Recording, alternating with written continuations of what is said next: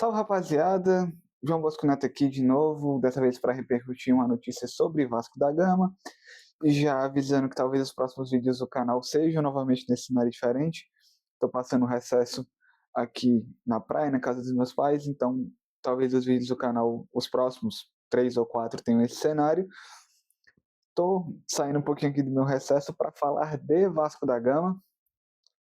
Ontem o jornalista Lucas Pedrosa publicou uma notícia falando que o empresário Marcos Lamáquia está interessado em comprar a SAF do Vasco da Gama, investir, pode assinar um memorando de intenções ainda esse ano, mas a tendência é que seja no começo de janeiro, pretende investir 2 bilhões, e aí eu vou falar um pouco sobre isso e também dizer a minha opinião, se eu concordo, se eu acho que é o momento certo para vender o Vasco da Gama. Então vamos lá, eu estou com a notícia aqui aberta.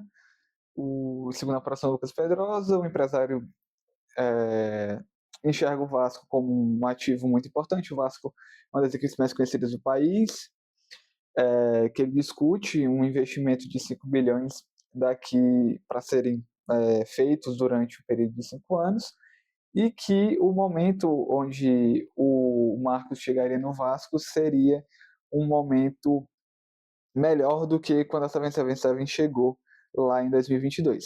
E aí eu vou deixar aqui na tela a matéria do Pedrosa, para quem quiser saber um pouco mais. E aí, repercutindo essa notícia, eu acho que esse é o momento ideal para se vender o Vasco. Porque se a gente lembra de como foi a venda para a 777, primeiro que era uma empresa que tinha muitos ICs, muitos asteriscos, não fazia trabalhos bons nos clubes que tinham na Europa, tanto que acabou quebrando 2 anos depois de adquirir o Vasco, e era numa questão de uma gestão sem transparência, com muitas dívidas, que meio que foi vendido ali para tentar salvar o clube mesmo, não foi uma venda pensando em retorno esportivo, e a 777 pegou um time que era mal administrado e manteve essa linha. A diferença é que injetando dinheiro, inflando o mercado, contratando jogadores por valores astronômicos que não equivaliam ao nível técnico daqueles jogadores. Então a 777 pega um Vasco bagunçado e meio que tenta ali sobreviver dentro da bagunça.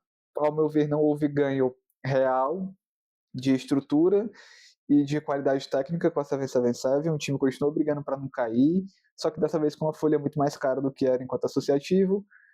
Houveram os problemas fiscais da 777, a empresa entrou em concordata, o Vasco foi na Justiça do Rio reaver o controle da Sociedade Anônima do Futebol, o direito do futebol voltou para o clube associativo, e aí o Pedrinho, que já estava eleito, né, e foi ele que tomou essa iniciativa, começou a administrar o time. E no ponto de vista administrativo, a situação que o Marcos Lamáquia vai pegar o Vasco, ela é bem melhor do que seria se ele tivesse tentado comprar em 2022. O time teve a recuperação judicial, a proposta de recuperação judicial, perdão, aceita pela Justiça do Rio de Janeiro, então a dívida vai baixar exponencialmente do que ele teria que pagar. O Vasco fez bastante caixa nos últimos 2 anos, né? Terminou em 10º colocado no Campeonato Brasileiro e fez semifinalista da Copa do Brasil em 2024. Foi 14º colocado nesse Campeonato Brasileiro, na posição ruim, mas foi finalista da Copa do Brasil nesse ano. E tem uma mina de ouro chamada Ryan nas mãos, né? O Ryan deve ser vendido, não, talvez não no início do ano, mas no meio da próxima temporada, muito provavelmente. É um ativo caro, é um ativo que vale muito.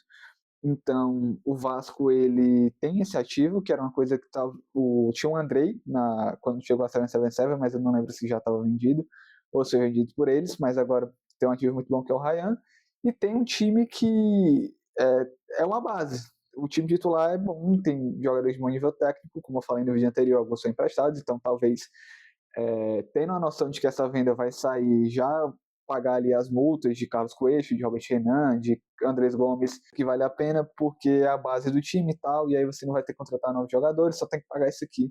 Talvez seja bom pro Vasco, pensando nesse ponto de vista.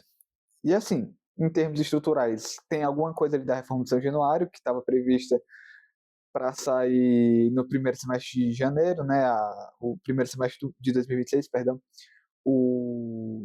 As primeiras obras acaba que não vai, os custos estão altos, mas tem alguma coisa ali, tem um projeto, tem um encaminhamento para que essa obra possa correr em algum momento.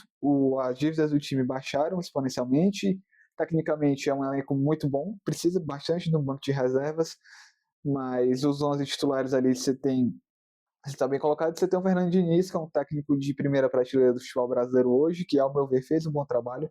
Colocou um time que não dava muitas opções, teve que jogar com o Hugo Moura de zagueiro em boa parte do ano na final da Copa do Brasil. Então, é um cara que talvez, se você entregar para ele as peças que ele pede, as peças que ele precise, ele pode evoluir ainda mais, talvez fazer com que o Vasco consiga brigar em duas frentes, talvez Sul-Americano e Copa do Brasil, talvez brigar por uma pré-Libertadores ali no Campeonato Brasileiro e brigar por um título sul-americano ou para ir bem na Copa do Brasil, talvez com elenco e com consistência e com crença mesmo no trabalho do Fernando Diniz, o Vasco possa brigar em mais frentes em 2026 e caso entre aporte, caso o Marcos Lamarck coloque dinheiro mesmo assim de cara, possa montar um elenco mais satisfatório.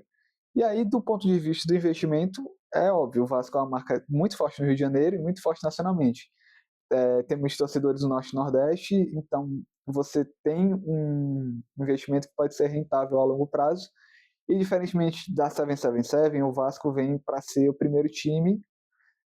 Num projeto a gente não sabe se o Lamarck pretende montar uma rede de clubes e tal, mas o Vasco vem para ser o time número um, e levando em conta o histórico administrativo de pessoas próximas dele, né, ele é enteado da Leila Pereira, presidente do Palmeiras, se ele mantiver o mesmo nível de administração, as mesmas ideias administrativas, a tendência é que o Vasco melhore também fora do campo e consiga brigar, consiga ser rentável. O Vasco tem muito potencial para ser uma equipe autossuficiente, uma equipe rentável, que você não precisa ficar fazendo aporte o tempo inteiro. Óbvio que ele nunca vai arrecadar tanto como arrecada o Flamengo, o maior rival, que é a maior torcida do país, mas o potencial explorativo de marca, o potencial de estar num grande centro, até para você vender cotas menores da Sociedade Anônima do Futebol posteriormente, ele é um investimento que eu considero certo, considero correto, e eu acho que se as coisas forem feitas da maneira correta, né, pensando no bem do Vasco, o Vasco como um ativo valioso,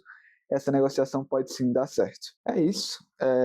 Um vídeo mais rápido também de opinião sobre uma possível venda do Vasco da Gama, e eu queria saber a opinião de vocês, se vocês acham que, que o Vasco precisa ser vendido, se vocês acham que é o momento certo da venda, lembrando também que o Pedrinho disse que não vai concorrer à reeleição, então parece que meio que tudo está encaminhado para que realmente o tempo que ele passou na presidência foi para tentar encaminhar o Vasco para boas mãos, e ele encontrou no Marcos Lamarck essas boas mãos para poder passar o time para frente. Agora ele vai se retirar. Então, queria saber a opinião de vocês baseado nisso, né? Se vocês acham que é certo o Vasco ser vendido, se vocês acham que é o momento certo, como é que vocês prospectam o campeonato do Vasco a partir do momento que ele vai ter um dono. E é isso. Agradecer por ter visto o vídeo até aqui. Boas festas, um feliz ano novo para vocês. Vai ter vídeo ainda aqui antes de 2026, mas já agradecendo a todo o apoio que vocês deram nessa reta final de ano. E é isso. Valeu e falou.